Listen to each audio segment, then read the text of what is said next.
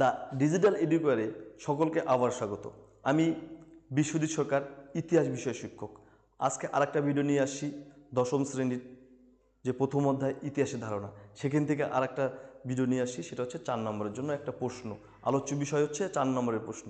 যেহেতু পরীক্ষার সামনে, তাই আমরা এবার থেকে আসতে থাকবে তোমার মোস্ট ইম্পর্টেন্ট প্রশ্নগুলো আলোচনা। যাই হোক, কথা না বাড়িয়ে আলোচনা শুরু করা যাক। যে এবার প্রথম অধ্যায়ের যে আরেকটা টপিক নিয়ে আসছি, সেটা আলোচ্য বিষয় কি?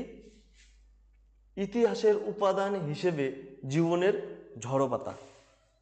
ইতিহাসের উপাদান হিসেবে জীবনের ঝড়পাতা। এটা জীবনের ঝড়পাতা কার লেখা? সরলা দেবী চৌধুরানীর লেখা। তোমাদের এটা এমসিকিউ হিসাবে আসে, ওর জন্য তোমরা এটাকে খাতা লিখে রাখতে পারো।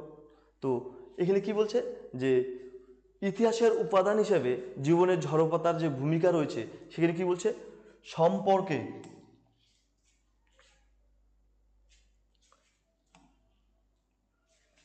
সম্পর্কে রবীন্দ্রনাথ ঠাকুরের ভাগ্নি সম্পর্কে হয়, রবীন্দ্রনাথ ঠাকুরের ভাগ্নি হয় কে? সরলা দেবী চৌধুরানী। লেখা হচ্ছে কি? জীবনের ঝড়পাতা। বাংলা সাহিত্যের একটি মূল্যবান সুপাঠ্য আত্মজীবনী ও স্মৃতিকথা। রবীন্দ্রনাথ ঠাকুরের যে ভাগ্নি সরলা দেবী চৌধুরানী, তার লেখা হচ্ছে জীবনের ঝড়পাতা। সেটা হচ্ছে তার মূল্যবান এবং সুপাঠ্য বিষয় হচ্ছে এখানে তুলে ধরেছে। এটা কি বলছে? এটি আধুনিক ভারতের ইতিহাস রচনায় বিভিন্নভাবে তথ্য সরবরাহ করে। এটা হচ্ছে আধুনিক ভারতের ইতিহাস রচনায় বিভিন্ন তথ্য এখানে আলোচনা করা হয়েছে।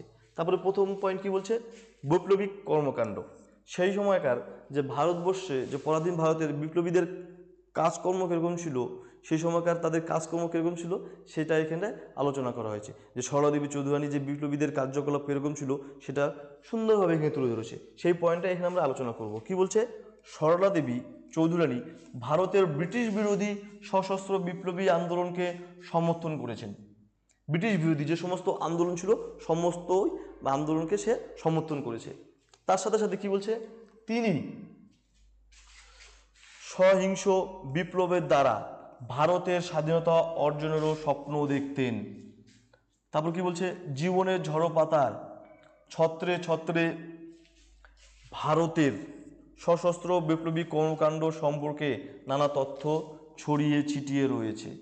তিনি নিজেও যে এই ধরনের সংগ্রামের সঙ্গে যুক্ত ছিলেন, তা জীবনের ঝড়পাতা থেকে আমরা জানতে পারি। যে সমস্ত বিপ্লবীরা আন্দোলন করেছিল, সশস্ত্র বিপ্লবী আন্দোলনে সমস্ত বিষয়কে সে সমর্থন করত, এবং সেই সমস্ত তথ্যগুলোই এই জীবনের ঝড়পাতায় তুলে ধরেছেন। তার সাথে সাথে সে যে কীরকম করে এই সমস্ত আন্দোলনে জড়িয়ে পড়লো এবং ব্রিটিশদের বিরুদ্ধে সে যে আন্দোলন করতে শুরু করলো, সে নিজেও বুঝতে পারেনি, সেগুলোই এখানে তুলে ধরা হয়েছে। এবার 2 নম্বর পয়েন্ট কি বলছে? অর্থনৈতিক শোষণ। একটা জিনিস মনে রাখবা, যে ব্রিটিশরা কিন্তু আমাদের ভারতবর্ষে শাসনের নামে শোষণ করতে এসেছিল। ঠিক আছে? এখানে কি বলছে? ব্রিটিশ শাসনকালে ভারতের অর্থনৈতিক শোষণের নানা ছবি জীবনের ঝড়পাতা গ্রন্থে আলোচিত হয়েছে। ব্রিটিশ শাসনকালে ভারতের যে অর্থনৈতিক শোষণ, সেই সমস্ত বিষয় এখানে তুলে ধরা হয়েছে। তার পাশাপাশি কি?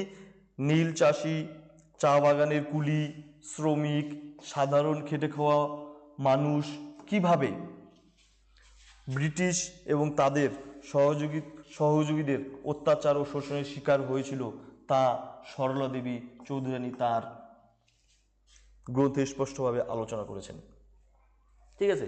যে অর্থনৈতিক শোষণ কীভাবে করেছে, যে সমস্ত দরিদ্র মানুষ, যে সমস্ত খেটে খাওয়া মানুষ, তাদের উপর যে অত্যাচার অনাচার, সেগুলো তিনি দেখেছেন এবং সেগুলো কিন্তু তুলে ধরেছেন তার এই জীবনের ঝড়পাতায়। এবার কথা হচ্ছে যে ব্রিটিশরা কিন্তু আমাদের ভারতবর্ষে শাসনের নামে শোষণ করেছে।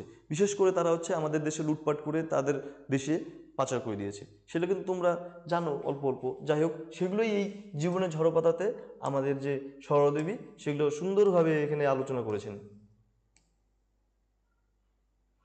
এবার 3 নম্বর পয়েন্ট কি? ঠাকুর বাড়ির অন্দরমহল। এই পয়েন্টটা কিন্তু আগের ভিডিওতে দেখলে বুঝতে পারবা। যাই হোক, ঠাকুর বাড়ির অন্দরমহল, রবীন্দ্রনাথ ঠাকুরের যে বাড়ির অন্দরমহল, সে সমস্ত বিষয়ে এখানে আলোচনা করা হয়েছে। কি? ঠাকুর বাড়ির অন্দরমহলের বিভিন্ন ঘটনা, যেমন কি ঠাকুর বাড়ির সাংস্কৃতিক চর্চা, ঈশ্বর ভাবনা, বিভিন্ন সামাজিক বিধান পালন, শিশুদের একসঙ্গে বাড়তে থাকা প্রভৃতি নানা ঘটনার খণ্ডচিত্র জীবনের ঝড়পাতাতে উঠে এসেছে।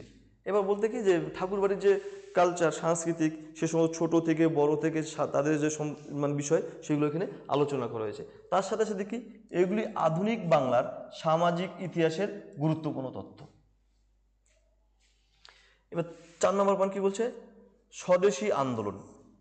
তোমরা ভালো করে জানো যে 1905 খ্রিস্টাব্দে আমাদের বাংলাতে স্বদেশী মানে বঙ্গভঙ্গ আন্দোলন হয়েছিল এবং রোধ হয় হচ্ছে 1911 খ্রিস্টাব্দে। যাই হোক, এই স্বদেশী আন্দোলন কি বলছে, 1905 খ্রিস্টাব্দে স্বদেশী আন্দোলন সম্পর্কে বিভিন্ন তথ্য জীবনের ঝড়পাতায় পাওয়া যায়।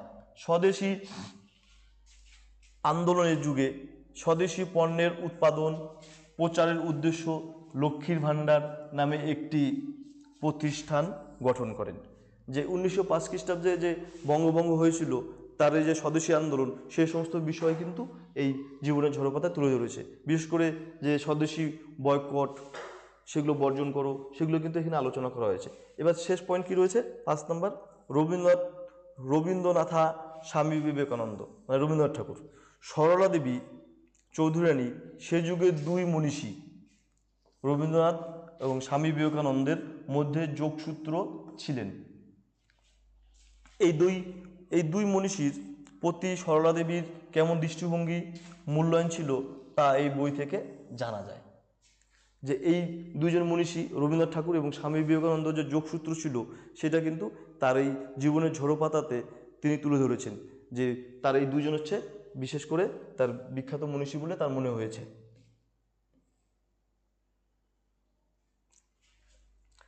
যাই হোক, আজকের আলোচনা এই অবধি থাক। আর ভিডিওটা যদি অবশ্যই ভালো লেগে থাকে, বেশি করে শেয়ার করবা এবং কমেন্ট করবা যে ভিডিওটা কীরকম লাগছে, অবশ্যই কমেন্ট করবা। আর লাইক শেয়ার অবশ্যই করবে। তো আজকে এই অবধি থাক, সবাই ভালো থাকবে, সুস্থ থাকবে এবং মন দিয়ে পড়াশোনা করবে। রাখছি।